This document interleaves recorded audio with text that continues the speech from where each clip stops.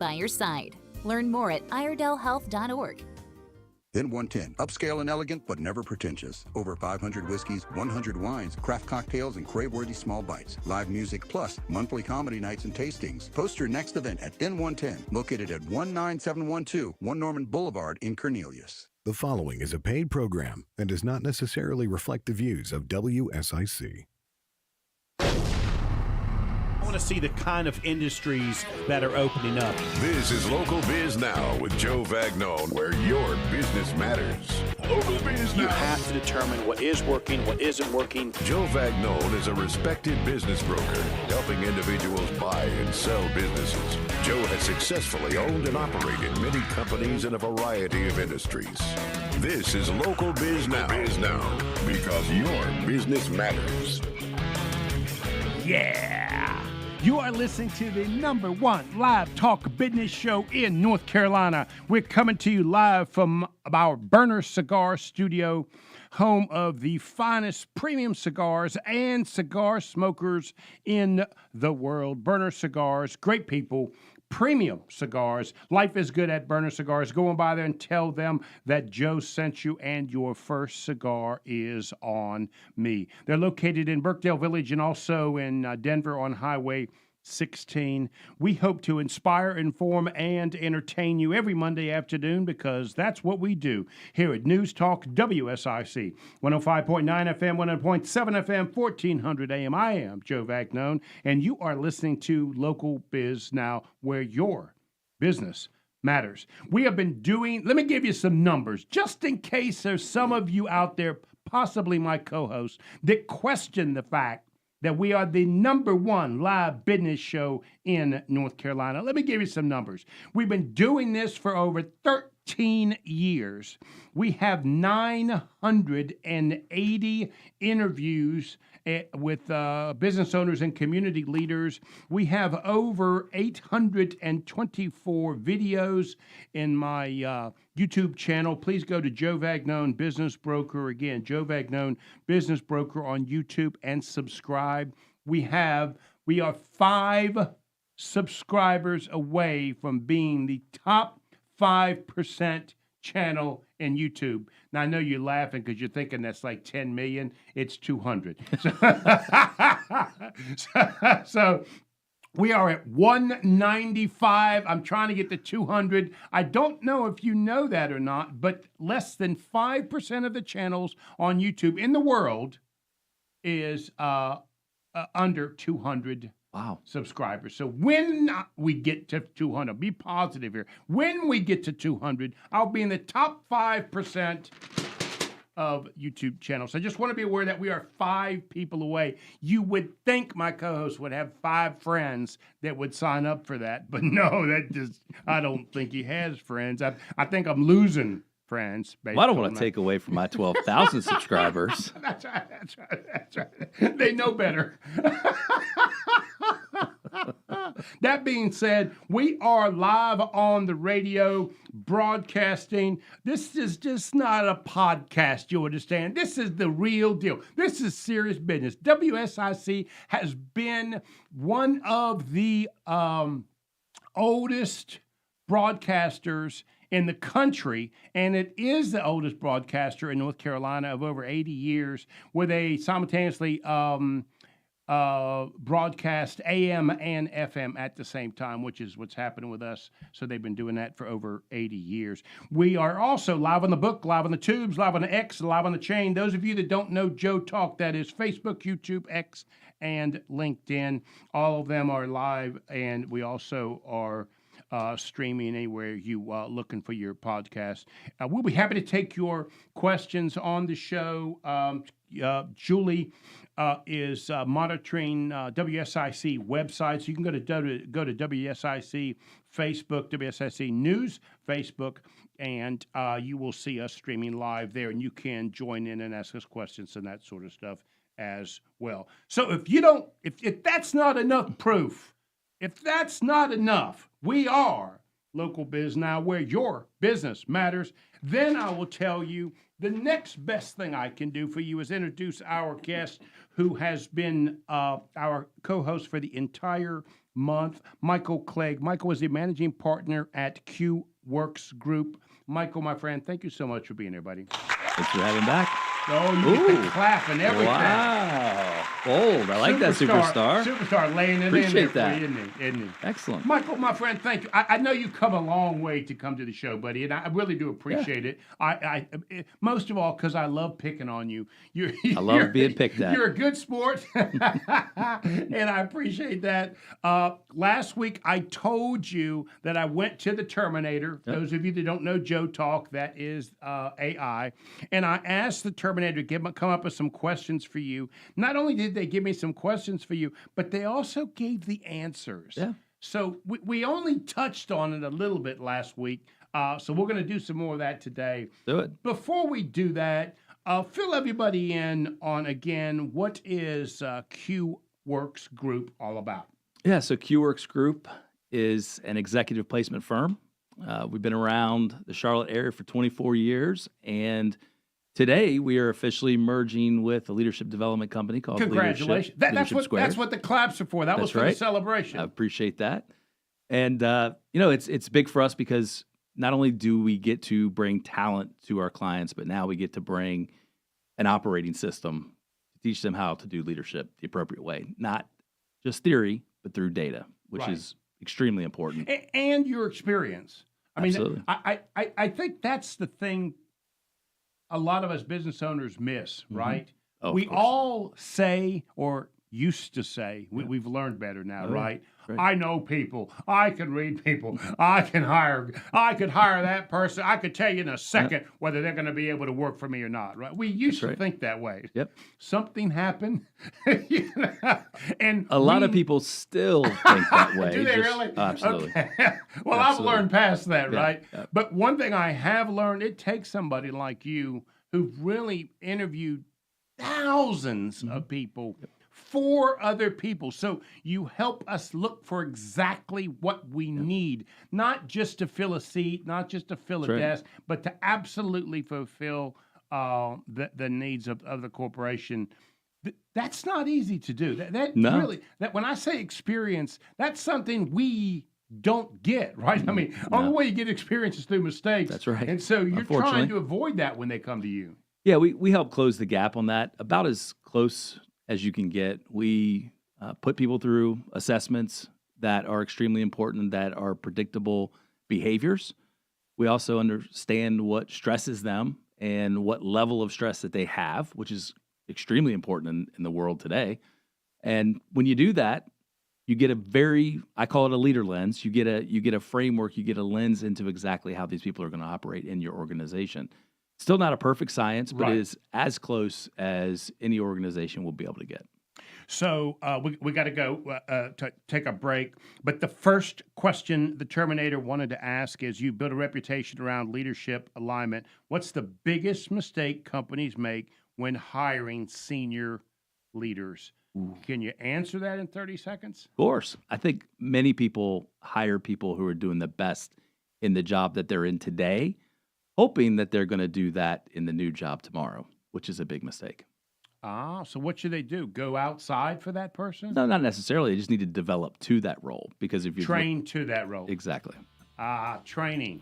Better training. Let's take a break and we'll come back. We're going to get some more questions from the Terminator. Terminator. And I might have a few myself. Sounds great. You are listening to Local Biz Now. I am Joe Vagnone, where your business matters. We're talking to Michael Clegg. He is the managing partner of Q Works Group. We'll be right back.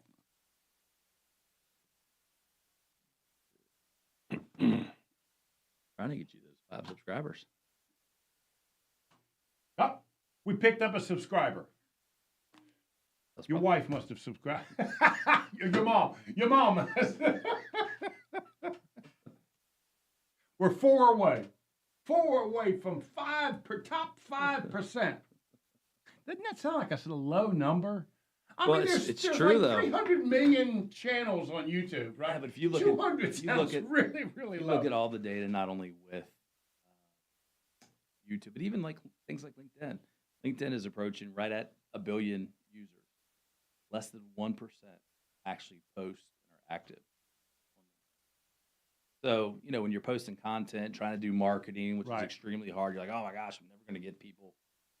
It's unbelievable how visible you still are in the grand scheme of things. And so my TED Talk is in the top 5% because it has over 100,000 views. Wow. And you think of how many number of Right. people are posting videos. Right. It's just insane. It's insane. I can remember I'm starting to show my age, right?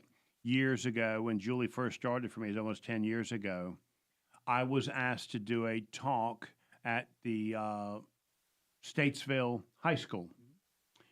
And I'd never done a talk before, and the kids wanted, it was a employment day or something like that. Okay, I'll go talk. And I wrote a book on how to buy a small business, and I had plenty of them in the boxes, you understood. So I went ahead and brought a box of them, right? Being the top client I am, right? I went ahead and bought a box, thinking the kids would just love to have a free book, right? I set up a nice little table over there so the kids could go grab a book. They gave two shakes about those books. They can care less, I spent more time setting up the book stand and taking the book stand down. Anyway, so I could tell as I was talking, I was losing the kids. They didn't want to hear Joe. They want nothing to do. And some little smart ass in the back of the room, right? He says, "Just tell us how to make $1 million." All right. Well, by then I knew I'd lost the group, right?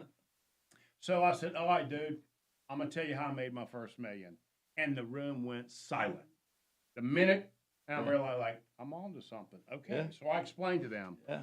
I bought a house back in the 80s, right? Yeah. Bought a house, got a second mortgage, used a second mortgage to buy another house. I did that 10 times. All the homes are $100,000. I just made $1 million, right? And I described that to them. It short, sweet, just trying to get the guy's attention, right? That Julie taped that. Oh, that's awesome. And it hit 6,000 views. That's awesome. Right. That's really cool. And to this day, I'm mad at Julie for taping that. That was not intent. That was not what that was. That was to shut the kid up in the back. Yeah. You are listening to the #1 live talk business show in North Carolina. I am Joe Vagnone. This is Local Biz Now, where your business matters. Michael Clegg, managing partner of QWorks Group. Michael, thank you, my friend, for being here. I really do appreciate it. Thanks for having me again. You got me all stirred up because we were talking about the fact that I'm pretty sure your mother-in-law just She is. Hi, Nana. She is watching live. Nana, we love you. I think Nana went and subscribed. I'm only 4 away now from the YouTube channel. I think my 14-year-old is watching too, so maybe we can get her on that too. Oh, there's no way we're getting her to subscribe. I can tell you that right now.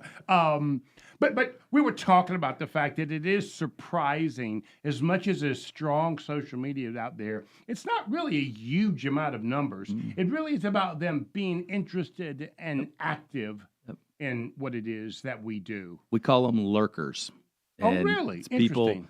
It's interesting too because I'm pretty active on LinkedIn, and when I see individuals that are acquaintances or maybe know someone that I'm with and say, "Hey, I really appreciate the stuff you do on LinkedIn," they never never comment, they never share, Right. but they see it, Right. and you forget how much of that is really happening, and so we get so locked into vanity metrics, which are important. Right. We have to measure something to see our ROI, but it's really shocking how many people are the lurkers. Julie, can you believe he just said that my 196 is vanity? Oh, no. My 196 is not vanity.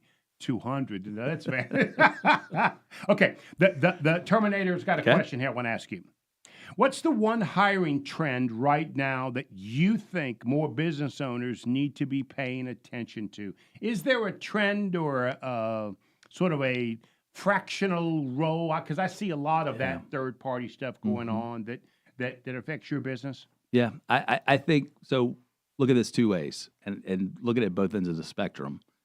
First end of the spectrum, since we're talking about the Terminator providing these questions, I think this is a layup because I do think that most people that are using AI today are using it very similar to as they use Google. I mean, I say that my wife last week was taking pictures in the house and taking pictures of the decorations that she had, and ChatGPT decorated our family room. Yes. True story. Yeah. That was just last week. But I think there are a lot of there's a lot of iterations of AI that people are not looking for efficiencies. Where are we duplicating efforts that AI could absolutely take that away? On the flip side of that, on the other end, you've got an entire generation of baby boomers who have retired or one living longer, which is great, that also realize that their financial advisors are saying, hey, you don't have enough money. You're going to run out of money at some point. So you see a lot of baby boomers that are coming back in fractional roles. I don't think that people are utilizing that enough, simply for the fact that there's a lot of them on the street. And secondarily, the knowledge, the experiences, like that still relates. And I do believe that especially younger leaders, which now millennials are over the majority of that. Michael, here's the problem I have with industries like yours, and we're getting ready to talk to a second guest next segment as well. There's a difference between truly skilled, experienced leaders like you and our next guest, and people that just need a job, right? You know what I mean? Absolutely. And so the people that are doing the hiring, it's a challenge for them because they don't know whether you can do what you say you can do. How do you advise them to separate and distinguish the difference? And this is a layup question. I say I thought it was something a tricky question. at least 3 or 4 times a week. I say, stop hiring for skills only to fire on behaviors. The reason for that is that doesn't mean that skills aren't important. Of course, skills are important, especially if you're an engineer. If you have a trade that you went to school for, that you're degreed in or certified in, like I don't want someone coming to my house to fix my plumbing if they don't have the necessary tools and skills to do plumbing, certainly. But that cannot be all that we're looking at. And that is all that most people are looking at on the front end. They're looking for skills, yet we do terminate overwhelmingly so based on behaviors. So one of the reasons that we did merge the organizations is so that we can bring that behavior aspect into organizations, at least into their thought process, because you can interview for that. And I always get well, Clegg, we have 4 or 5 behavioral interview questions. I'm like, okay, great. But that's not really getting to the point of identifying what those behaviors are. So we help provide them with a little bit of help around that. I've been saying something for years. I wrote a book on how to buy a small business. I heard. I'm pretty sure I got about. And for anyone that needs them, there's still a lot of them remaining. 6 or 7 boxes from 10 years ago. The point that I tell people often that you're going to have to pay people more than you think they're worth. Sure. The other thing that's changed, I also have to forgive people, employees, much more than I want to, right? And that's really hard, you understand? Because, by God, I wrote the book, and it's my business, and I'm writing the check, and you should do and make me feel good. Yeah. But that's just not what's the reality is. They don't care that Joe's writing the check, and they don't care they do not. that Joe's the boss. Because there's lots of Joes these days. Well, it's true, and I think that many organizations, we grew up, Gen X and baby boomers, we all grew up in the command and control world where you went to work, you did your job, you went home. That's a great statement. That absolutely. Really, truly is. And just like school systems inherit students that may not have parental guidance or parental figures in their lives, businesses now are inheriting all of the baggage that people are bringing in their personal lives to the office. And they expect us to help them with it. Oh, absolutely. I mean, think about it. When I started work, it was unprofessional if you got upset at work or cried at work. I mean, if you had to go to a funeral, you took your 3 days bereavement and you were back in the office regardless. It's not expected anymore, right? It's very different. People expect to have more. Julie's been with me over 10 years. I used to be furious every time I'd hear her dog bark in the background, right? Oh, like, how could you do it? How could you possibly think that's acceptable, right? Oh, yeah. Nowadays, the dog's sitting right there in your lap as you're having a Zoom meeting. Still one of my favorite videos of all time is the guy during COVID. He's on a Zoom, he's got his dress jacket on and shirt, and in comes 2 little kids, and this guy's on national television, and he's like, freaking out. It's like, hey, now that's okay. People understand that's acceptable. That brings me to a question that Terminator come up with, which is a really good question, because I see business people have a tough time with this. A lot of companies talk about culture, and fitting within that culture. But how do we define it and hire for it? Because I know I've got this culture, right? Matter of fact, Julie, I love to tell people I've been training Julie for 10 years, but I promise you. She's been training you. That's right. Yeah, That's right. Yeah. She has conditioned me to accept stuff that 10 years ago, there's no way in the world I would have accepted. That's exactly right. But that is a culture now that we have, right, as we try and hire somebody else to move into that. So how do we do that? How do we make sure somebody can fit within what we've created by default in some cases? Yeah. Well, first off, leaders, founders, owners, executives, our job is to be the tip of the spear when it comes to culture.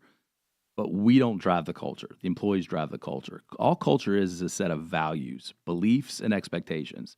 We're supposed to paint that picture for what good looks like. That's what we're supposed to do. The other thing, and I say this often when I had this question as I was driving up here for the show, like how in the world do I measure my culture? First off, culture is measured by what you tolerate. But I say I can diagnose your culture in 30 seconds or less. Whoa, go back. Culture is measured based on what you can tolerate? What you tolerate. That's interesting. Yeah. Okay. So if you tolerate late meetings, disrespectful meetings, that's what your culture is going to be like. Because everyone around is going to see that you can if I get accept away. the dog's okay. That's correct. I don't accept the dog, then 100%. Got it. 100%. The second part of that is to diagnose a culture. I can ask one question, that is, how does bad news travel? And I always get this look like, huh? Like what does that mean? So bad news goes two ways, one of two ways. It goes vertically, which means it goes directly to the decision makers, or it goes horizontally, which means it goes to the people, the peers, right? Before it goes. Even if it goes vertical and goes vertical late, that's not good, because that means that the individuals that need to bring the messaging to the leaders to make the decisions aren't getting that either in real time or aren't getting that because there's fear. So chances are there's a significant lack of psychological safety. People are afraid of making mistakes, maybe retribution being held against them. So it's really just a good way to look at it. So when a problem comes to me, if I'm in a larger organization, I should ask where the problem came from first? Not necessarily that. It's about the messaging of how did you hear of the problem? First and foremost, it's not even about fixing the problem. It's where are you getting the information? Like I had a call with the president of an organization last week, and he mentioned one thing about information that he was lacking, that he goes, I don't understand how it took me a week before I found that out. And I had to call him on and said, well, that means you likely have a lack of psychological safety in your organization. And he said, back up, what does that mean? Right. And so I've never heard that statement before. And we have a conversation around that, because it's critically important, because you can't have a great culture if people don't feel the freedom and the safety to speak up. You're just not. You're not going to scale your business. You're not going to grow your business. You might have that command and control environment, but at the end of the day, it's not going to scale. Okay. We've only got about a minute. Well, most of your companies, are they companies that are growing or companies that are sort of stable? Or they're reducing? Where you're at right now? Most people are not coming to us for executive placement if they're going backwards, unless it's a backfill type of situation, or go into contract staffing, which then sometimes people can use capital expenditures for that. So, but most of them are either at least stabilized or growing. Okay. So we got to take a break. If somebody wanted to reach you, Michael, how could they do that, buddy? They could either find me at qworksgroup.com or on LinkedIn. It's Michael B. Clegg. qworksgroup.com. Michael, thank you very, very much, my friend. I appreciate it. Thank you, sir.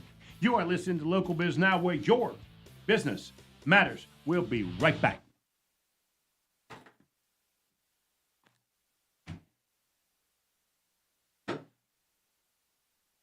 We don't just let anybody be the co-host. We should probably talk. I guarantee. Absolutely. I do have. Julie is my tenured HR professional, and I do work with some placement groups. Yeah.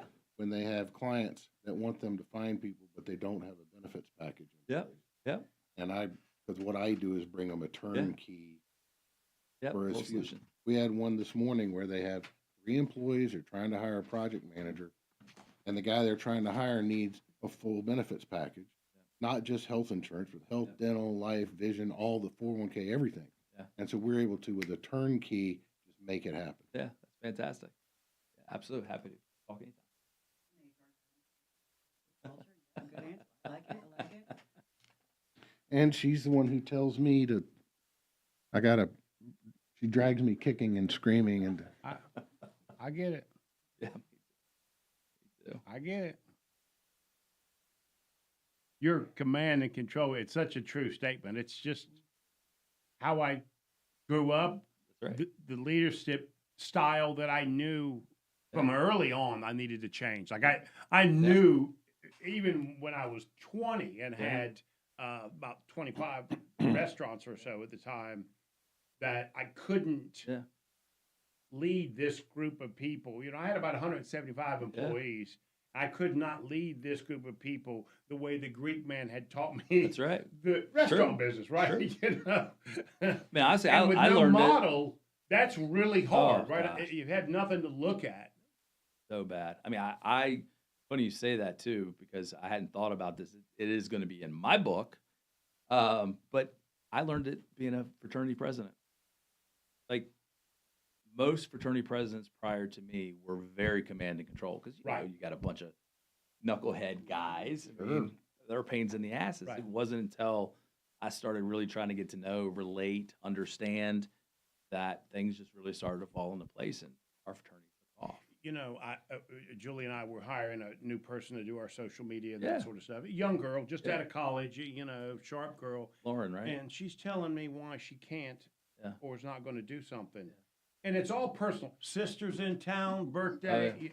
Let me tell you something. Yeah. When somebody used to say that stuff to me, I'd laugh at them and say, go pick up your check. Right? Yeah. Get out. Nowadays, Yeah. you're just expected to Yeah. say, oh, well, you have a wonderful week. Yep. We'll talk on Monday. Yep. I mean, Very it's different. just a completely different Very world. different. I mean, I would have never said anything personal to a boss that I had. I mean, I would, even if it was my dad or mom, I mean, Right. I gotta go. But you know, mom's out in the car waiting for me. You would never say anything. Very different. Very different. So now they expect for you to understand that. Yeah. Absolutely. And they don't want to work with you if you don't understand that. Correct. And Julie don't want to work with you. She can't have her dog on all that. Good for Julie. Yeah. But I'm saying it really is a completely Yeah. different world that we came from, and that's the challenge we run into, where somebody like Yep. you can say, Joe, sorry, buddy, Yep. we're going to figure out a way you can put up with that. Yep. True. True. Right. It Because is. if you don't, Yep. it really creates this challenge, and the culture changes in a different direction than you It want it does. to. It does. Sometimes it's too you're late onto to pick it up.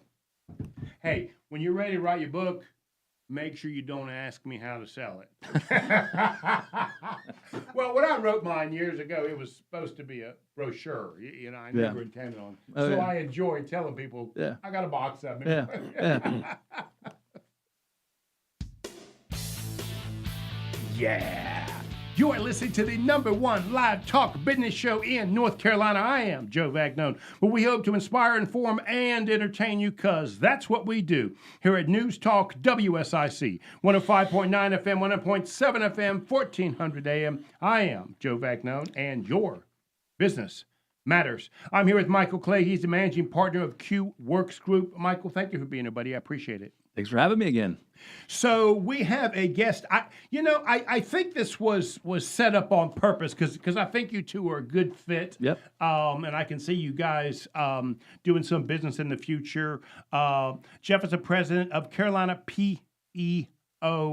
Jef, thank you so much for being here, but I appreciate it. Thanks for having me. Jef, please pronounce your last name. I'm a horrible speller, and I know I'm going to do it wrong. Fullagar. Fullagar. Jef Fullagar, president of Carolina PEO. I went to your website. I studied it for 30 minutes. Couldn't figure out what the heck it is that you did. Then I went to the Terminator and said, I need some questions. I got to have some questions. And then I started to understand through the questions what kind of work you do. Why don't you tell people what Carolina PEO is? Well, Carolina PEO, thanks for having me, by the way. Carolina PEO Absolutely. is what's called a PEO brokerage, which means we work with every licensed PEO in the Carolinas. PEO stands for Professional Employer Organization, and the PEOs take care of everything to do with having employees for small to medium-sized businesses. payroll, benefits, workers' comp, health insurance, retirement plans, everything all consolidated in one place, allowing the client to focus on running their business and giving them economies of scale when shopping for those items. So this is not a Terminator question. I want you to know that. This is my question. I can take it. I understood the business until I see the word broker. And then it kind of tricked me, right? It surprised me. So walk me It's a lot of fun through at cocktail that, parties because people sounds like- have no idea what I do. That's right. Yeah. And I want the listeners to kind of hear that. So you're actually brokering concepts that third-party organizations are putting together. Am I getting that right. correctly? That's right. There are different PEOs who like different niche, different kinds of clients, depending on the industry, depending on the size, depending on the geography, lots of different variables.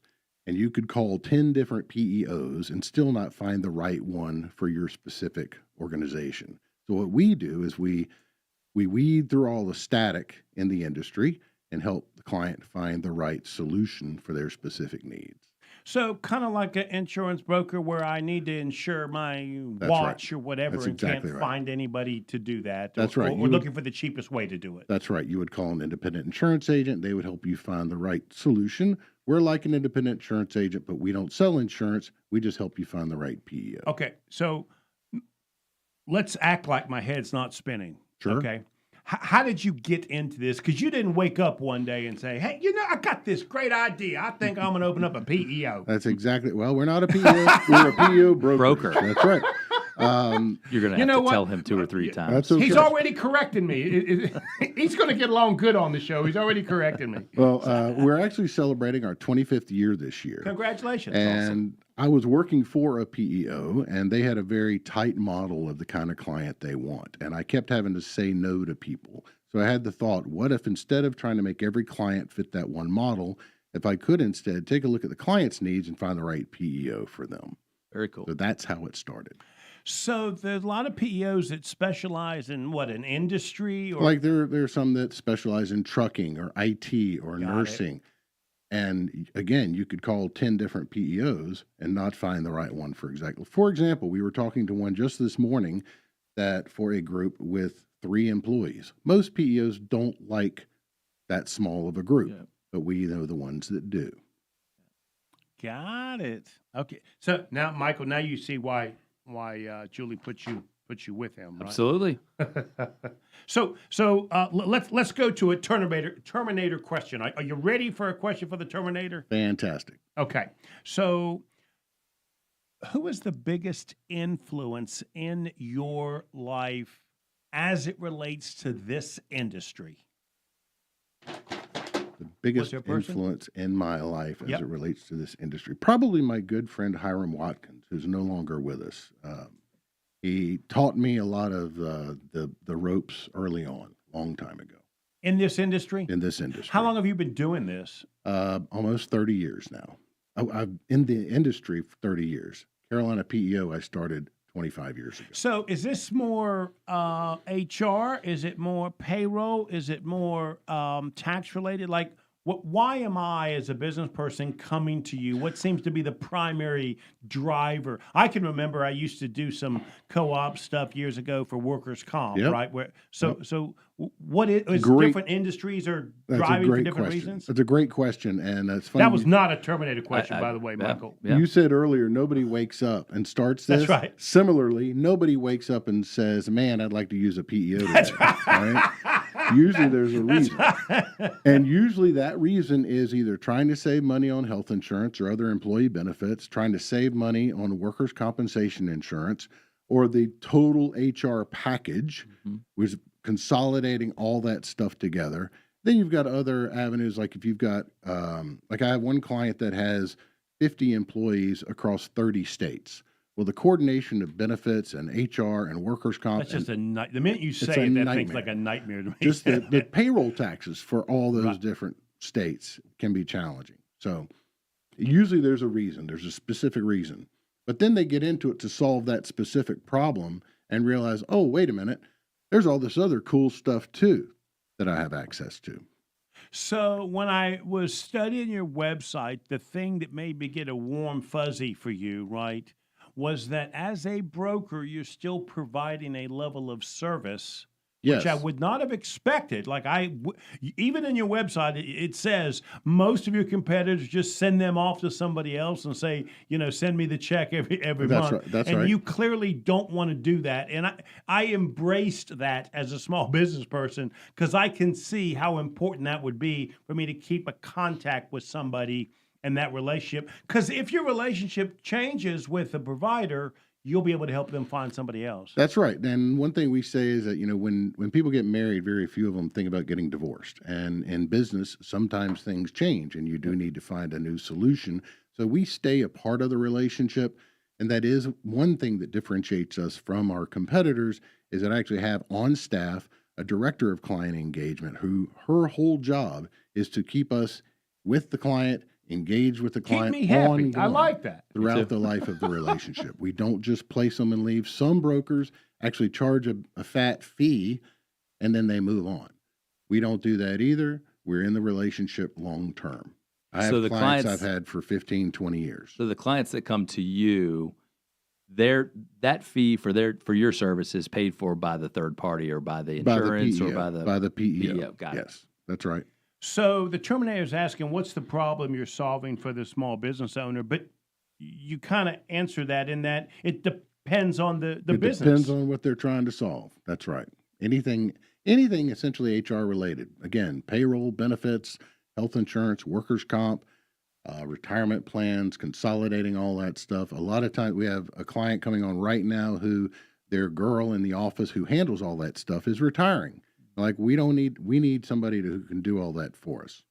So it really just depends. Because you've been doing this for over 25 years, what changed in your business after COVID? Wow. What changed?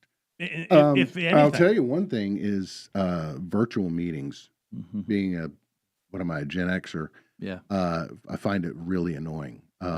Virtual meetings.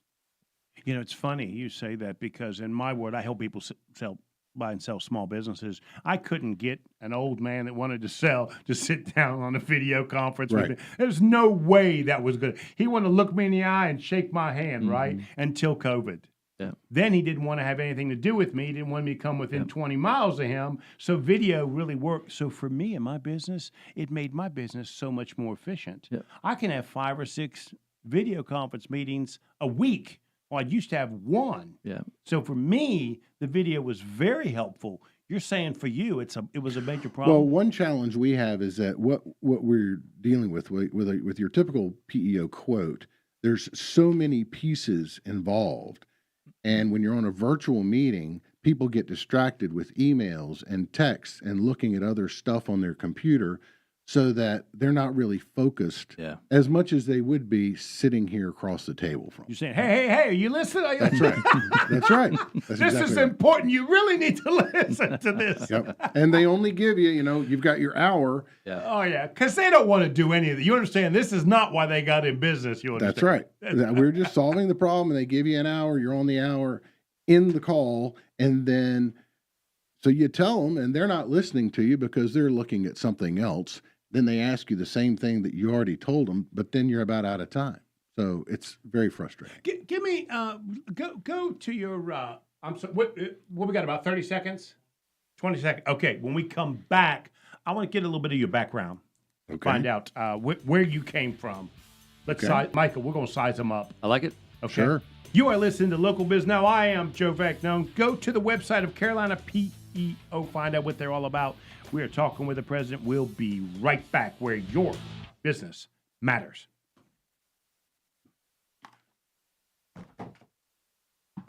Oh, it's toasty in here. Say what? It's toasty in here.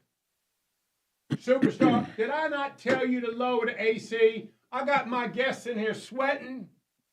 She's tearing up. I mean, My mother-in-law said, thanks for the shout out. Now I need a cigar. you got it, darling.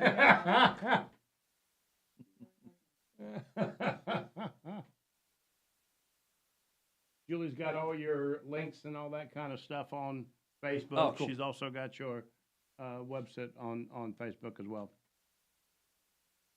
Cool. Are we okay? Is there a question you want me to answer? Is there a direction you want to go? Is there something you want to talk about? No, We good? that's good. I know that it's difficult for people to wrap their head around. Yeah, it's always tough when you have to say, well, we do it all. In reality, you really do it all in that We do. segment. I mean, we've got clients in every industry you can imagine because there's usually a PEO for just about everybody. Yep. And any place. Yeah, I started Carolina PEO because this is where I'm from and it sounded like a cool name. Yeah. But then as things happen, I had an insurance agent in Wilmington refer me to his college buddy in Illinois who referred me to his fishing buddy in Oklahoma. And next thing I know, 25 years later, we have clients literally from California to New York to Florida, all over the country. So.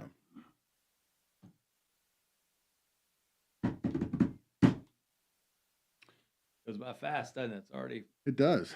until 5. We come back, we're going to ask him a little bit about his personal background. Okay. Um, Not a lot to tell. About 5-6 years ago, with a business coach buddy of mine, we put together what we called the Ultimate Small Business Advisory Board. Everybody was 11 small business owners. They paid $1,500 a piece a month to be involved in this group, and they get to rub up against Joe, the man, the guy that wrote the book. They even got I a free can't book. believe you only charged them $1,500. I mean, they even got a free book, you understand. And so I thought for sure the questions were going to be about marketing and business operations. And I'm the guy that set up the largest small business, a closed market environment restaurant concept in the Southeast. I mean, there's plenty of questions they got for me.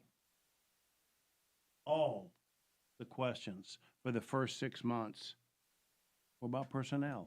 Yeah. Everyone. Trust me. Yeah. We are talking to the two men that can solve just about all of your personnel issues. Just about all of them. Am I Michael, can I say that? Am I close? I certainly think that's fair. Jeff, am I right? Between you and Michael, I think we got all problems solved. I think that's fair. So that being the case, you're still, I'm a little fuzzy. All right.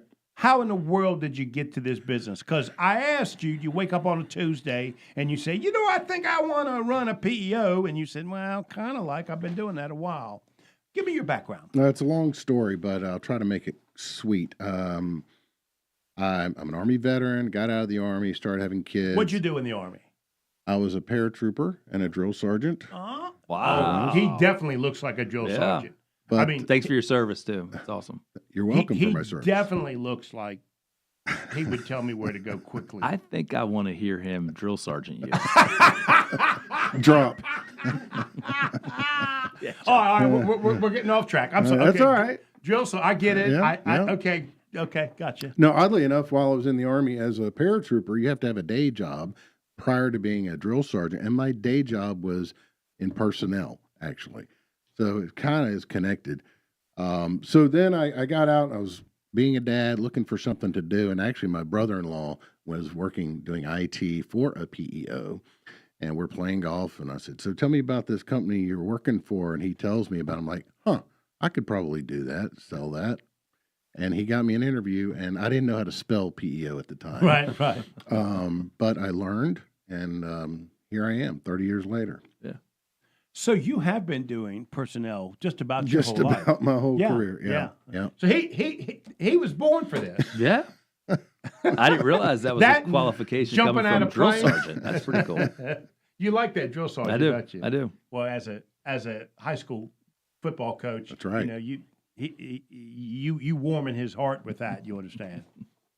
Now I get to the meanness in his eyes. He got a mean look in his eye. Like any moment, he could just turn on you. Yeah. That's what he looks like. Probably kill you with his hands. He's nodding. Yeah. Give him. And Michael, Jeff looked at you and said, "Give me the nod. I'll do it right now. Okay, I'll get rid of this guy real quick." We'll be I'm hosting really, this place I'm really next a week. pussycat. Don't. Okay, so Pussycat. Yes. So one of the questions the Terminator is trying to ask, and it's looking a little sloppy the way they're asking it, but the question is, how do you want to see your culture in your organization? Because there is an organizational culture, right? And then there's what you'd like it to be. Are they the same? Do you feel like you've achieved it? Well, I'm very lucky because we're largely a family business. I've built a very close knit team, so we have a great culture. I like to say it's one of the top places to work because we're all in this together. Okay, you would say that, but what would they say? I think they would say that as well. Okay, she's nodding over there. Okay, all right. They we all truly care about taking care of the client, making sure the client gets what they're trying, the solutions that they're looking for, ongoing. And we have I'll just own it. I developed this culture in my team, and they was it support intentional? me. I mean, It's what I wanted. Okay. But I'm not going to pretend that I'm some genius. I think largely it's because, like, my brother works with me, and he is my right hand. And Johnny Gaither, I'll give him a shout out. You the man, Johnny. You the man. He's the man, and Sweep the legs, Johnny. sweep the legs. That's Johnny, and he keeps a better eye on the store than I do sometimes, and he keeps us focused on where we're going and what we're doing, and taking care of the store and the clients.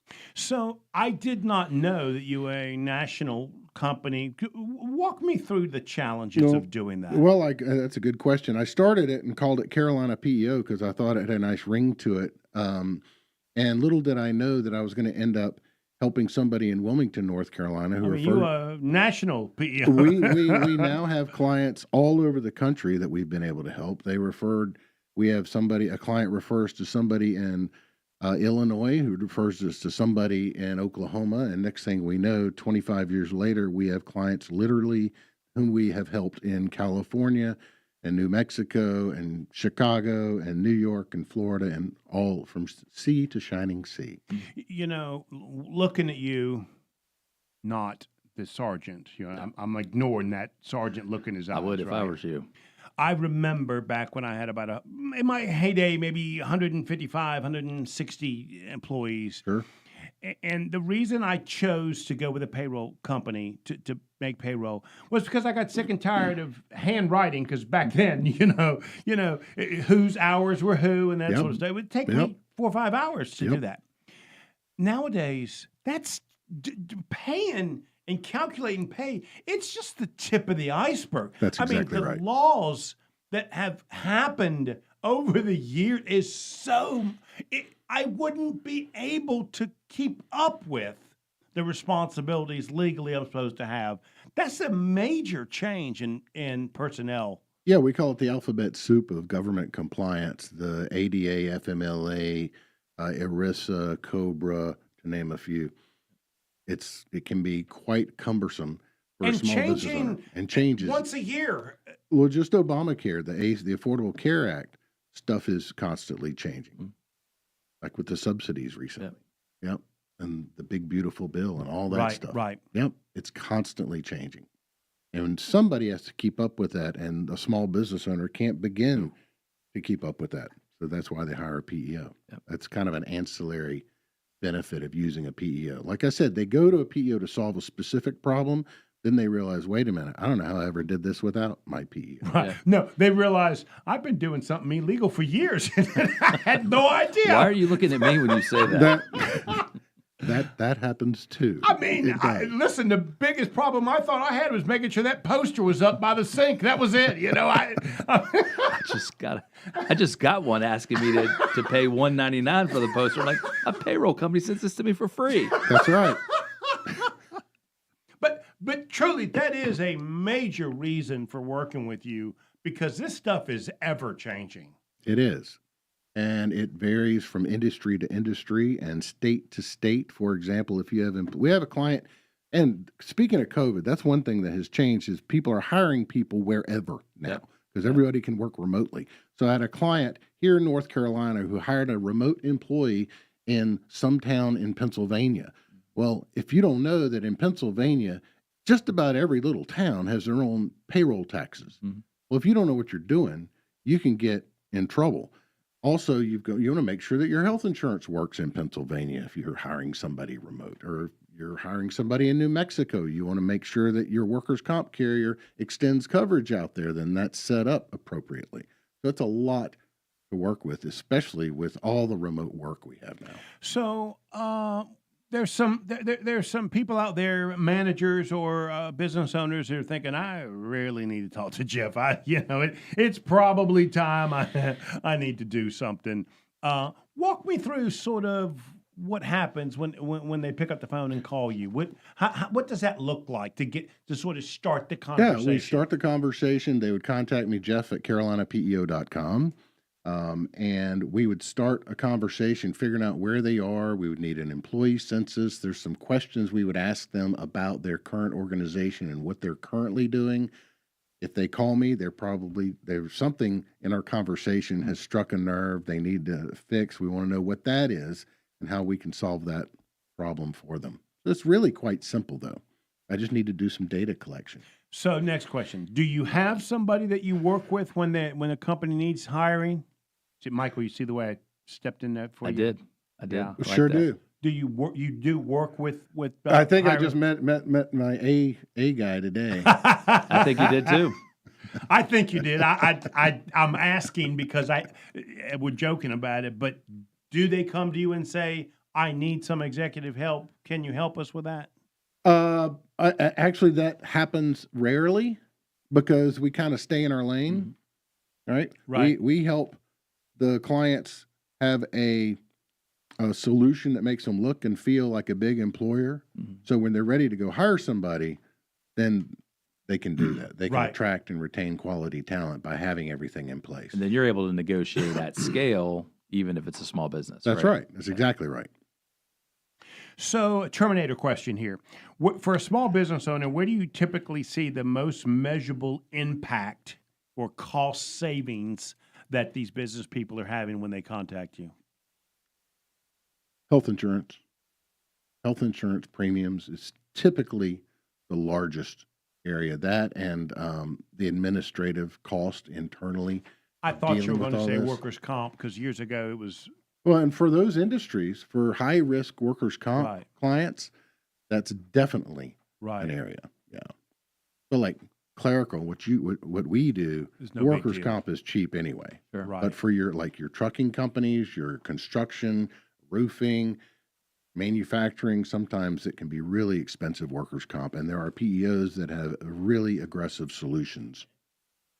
So, Jef, we've only got about a minute, buddy. What would you tell somebody that's out there listening right now that just is on the fence whether they want to pick up the phone and call you and share some of the information of their company with you? What would you like to have them hear?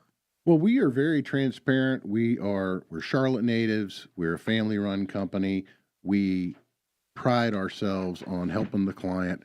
Never be afraid to give us a call. Doesn't matter how small, how large. It doesn't cost anything for us to do our analysis. And if somebody wants to reach you, my friend, how can they do it? Jef at CarolinaPEO.com. That's Jef at CarolinaPEO.com. Thank you, my friend. I appreciate it. Thank you. You are listening to Local Biz Now. I am Joe Vagnone, where your business matters. We will see you next week.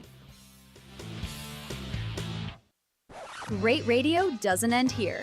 Catch the full episode and dive into our archives on the WSIC News app.